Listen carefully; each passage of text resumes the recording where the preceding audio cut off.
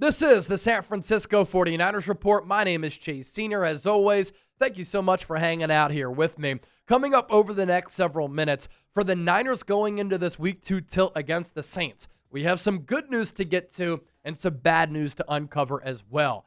I want to begin here, though. Brock Purdy out. George Kittle not playing.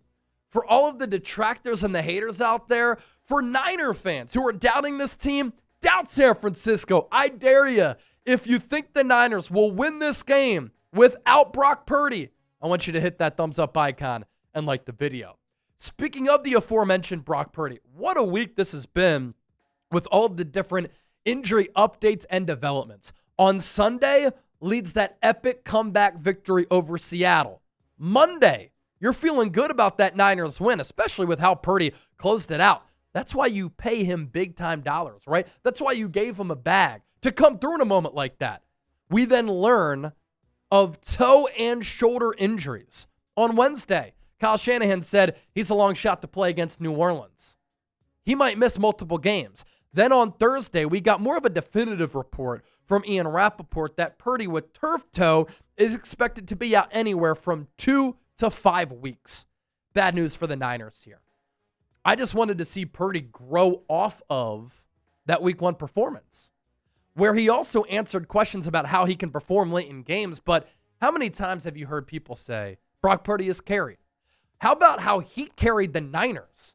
I just wanted to continue to see the evolving nature of Brock Purdy's game, how he can continue to be the face of this franchise. And so if he's out for a long while, obviously it can impact the win-loss column, but it just impacts the identity and the early season momentum that this Niners team can really establish with the easiest schedule in the NFL. And so he could miss all these games at Saints, Cardinals, Jags, at Rams, at Buccaneers.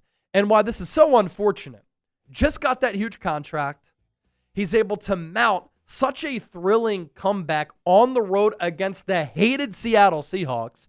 He answered those late game question marks about how he performs when trailing, when the game is close, in crunch time, without stud playmakers around him. His injury history is becoming a little bit concerning for a player who's making this much money. And the injury luck continues to be bad and awful for San Francisco. Every single year since Kyle Shanahan's been the head coach, top 10 in injury rate outside of 2023. And in 2023, what happened? Niners made it to the Super Bowl. They should have won that game. Now, as unfortunate as the Brock Purdy injury news is, did John Lynch on Thursday offer a more positive update? This could be big. He called Purdy's injury timeline more so week to week as compared to Rappaport saying he could be out 2 weeks to more than a month. Here's what Lynch said on the radio on KNBR. I talked to our doctor, who's the foot and ankle specialist in the NFL. What we're dealing with is kind of a week-to-week thing. He's doing everything he can to get back out there as soon as possible. Going into the MRI scans and all that, the feeling was more on the positive side than what it could have been going into the MRI. What we don't want to hear pertaining to this Brock Purdy injury is an IR trip. That would mean he's out at least 4 games and has to miss the designated 4 games. If he continues to be week to week, that's obviously a positive because then the Niners and their medical staff, they have hope that he can come back sooner rather than later. And I know a lot of people are wondering, what the hell is turf toe? I asked Grok to explain it to me like I'm dumb, and here's what Grok had to say. Turf toe is when you hurt the big toe joint where your toe connects to your foot. Imagine you're running or jumping, especially on hard surfaces like artificial turf, and you push off with your toe too hard or it gets bent back too far. Ouch. That sprains the ligaments, the stretchy bands holding the joint together around the joint.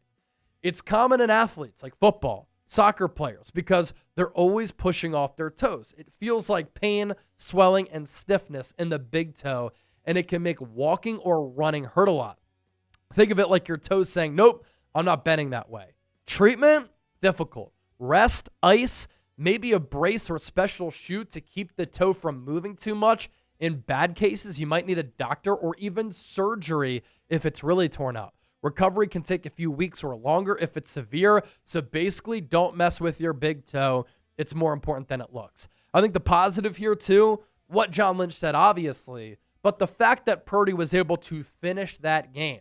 I mean, shoot, he was running off the field, running and jumping. Now, may have gotten a little bit of an injection to absorb some of that pain, but if it was torn, I think we'd know the severity of it because Purdy might have landed on IR. We must all continue to pray, though, to the football gods, again, for San Francisco, that Purdy can be back soon. Before we continue to push forward on today's show, I encourage you to hit that subscribe button. All of our content is free. We'll never put any of this stuff behind a paywall because we care about you, and we want you to get this content for free. And we're hitting you with all types of content every single day year-round. It keeps the content free if you subscribe. It keeps the studio lights on. It keeps us improving things like our audio. So lock us in. Let's get to 169,000 subscribers. All right, with Mac Jones here. This is why I think the 49ers can still win without Brock Purdy and with Mac Jones. Mac Jones is a very experienced player. He started 49 games between his stints with the New England Patriots and the Jacksonville Jaguars. Kyle Shanahan really liked him for a reason. He looked at Mac as a player who could run his offense, play point guard, distribute the ball, get the ball out on time early, in rhythm and accurately to playmakers so that they can pick up yards after the catch. We saw in the preseason with that long ball to Jordan Watkins, we've seen throughout his career, he has a solid long ball. And this is one of the biggest things that I look for young quarterbacks. Can you layer throws? Can you throw with touch to that second and third level? Purdy does it as good as anybody in the NFL. Mac can do it well too. He had a really good training camp. And here's the thing with Mac. He didn't have quality coaching, quality complementary pieces around him with New England, and he didn't have stability there or with Jacksonville. Now Mac Jones has quality coaching. We saw what quality coaching can do with a young and experienced defense in week 1 with Robert Saleh. We've seen how Shanahan can elevate quarterbacks like C.J. Beathard, Nick Mullins, Brock Purdy with quality coaching. You look at Kevin O'Connell. He's been able to maximize quarterbacks with Minnesota with quality coaching. And so quality coaching can bring the best out of a quarterback. I will say this. I wish that Mac had George Kittle because Kittle on the field solves so many problems. He helps you with protection in the pass game. He helps you as a run blocker. He can run all types of routes. He also serves as a great security and safety valve. But then also, he's so good in the red zone, as we saw in week 1. And so I wish Kittle was able to play in this game because that would be such a great weapon for Mac. But I also want to say this with Mac Jones.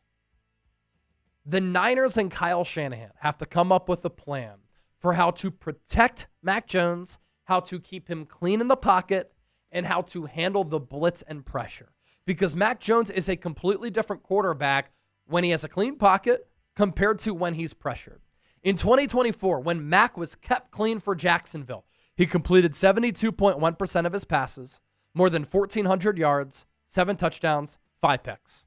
When he was under pressure, the completion rate plummeted to sub 39%, 243 yards, no touchdowns, 3 picks. When Mac was not blitzed, he completed 69%, 1,100 yards, 2 touchdowns, 5 picks. When he was blitzed, completion rate went down again, 56.6%, 536 yards, 5 touchdowns, 3 interceptions. In 2023 with New England, same numbers, same story. When Mac was kept clean, he completed nearly 72% of his throws, more than 1,600 yards, 7 touchdowns, 5 picks. When he was under pressure, the completion rate dipped again to 46.2%, 477 yards, 3 touchdowns, 7 picks. When he was not blitzed, he completed nearly 66% of his passes, more than 1,600 yards, 9 touchdowns, 9 picks. When he was blitzed, again, completion rate decreased to sub 62%, 472 yards, 1 touchdown, 3 picks.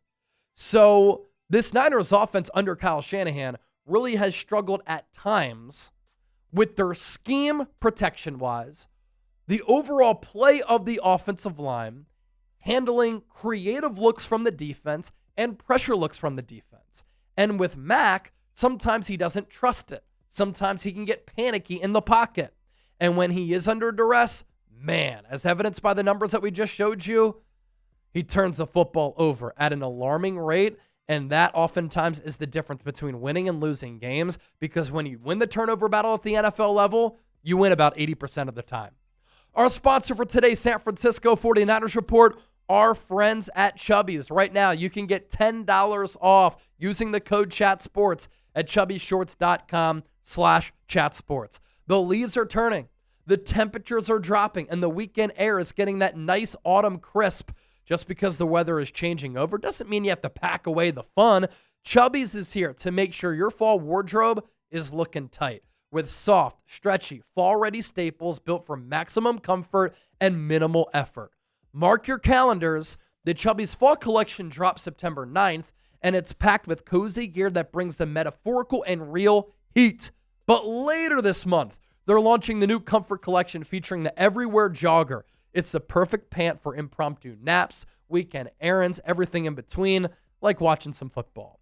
I love all of their products. The original stretch shorts, the classic line swim trunks, the Chubbies Performance Polo. So whether you're layering up for tailgates, lounging through lazy Sundays, or just leaning fully into fall comfort, Chubbies has you covered.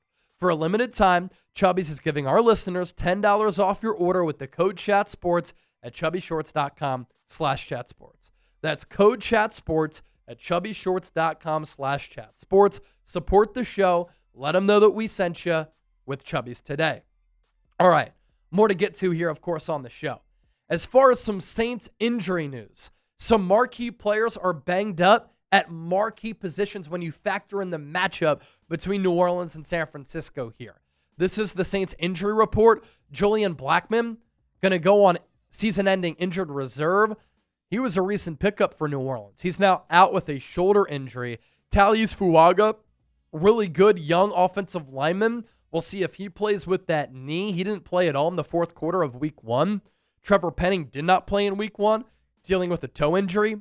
Defensive end Chase Young, former Niner, dealing with the problematic calf. Zach Wood, Velus Jones, Jordan Howden, dealing with elbow, knee, and oblique injuries, but those latter three most likely going to play in this game. And I know that Chase Young's Niners career wasn't all that it was cracked up to be. When he's engaged, when he's healthy, Chase Young can be a force at defensive end. He's a freak athlete. He has good speed for his size, has a lot of strength. When he turned it on with the Niners, opposite of Nick Bosa, productive player. Now, at times, the motor wasn't there. The hustle wasn't there. We saw that in the NFC Championship game when he was lollygagging to the football. Unacceptable, right? But then in the Super Bowl, especially in that first half, he was really, really good. And this is a big deal if he does not play, because this Niners offensive line struggled in week 1. Brock Purdy was pressured the highest percentage of his career at nearly 60%. He was hit 8 times. And Mac Jones does not move well, and as we talked about earlier, doesn't handle pressure well. And then remaining in the trenches here, this Niners defensive line was awesome against the run and providing pressure on Sam Darnold last week. And Robert Saleh did a really good job of mixing up looks with the defense to the point where Sam Darnold wasn't always trusting what he was seeing. And 2/5 of the Saints offensive line is banged up, and Cesar Ruiz, another starter, he kind of stinks. So San Francisco has the opportunity here to really take over this game in the trenches. The Niners pass rush grades in week 1. There was a lot of good here. Nick Bosa, 75.6. He was so elite in that game, even though it didn't always show on the stat sheet and the box score. Yetur Gross-Matos led the Niners with 3 pressures. He had a 74.2 pass rush grade. Bryce Huff, he was in the green, 65.8. Jordan Elliott from the interior, 63. And what a find and pickup Sam Okuwano has been. He could play defensive end, defensive tackle, and in week 1, he forced that fumble that Marquise Siegel recovered.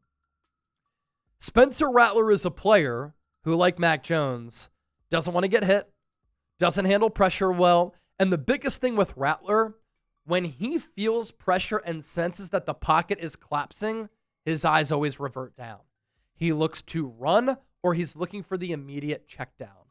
In week 1, his average yards per completion was under 5. And so the Saints didn't really take a lot of shots downfield. Bad offensive line play. He was under duress, but he also kind of gets happy feet in the pocket. And so this is a way for the Niners to really grab this game by the neck and take it over.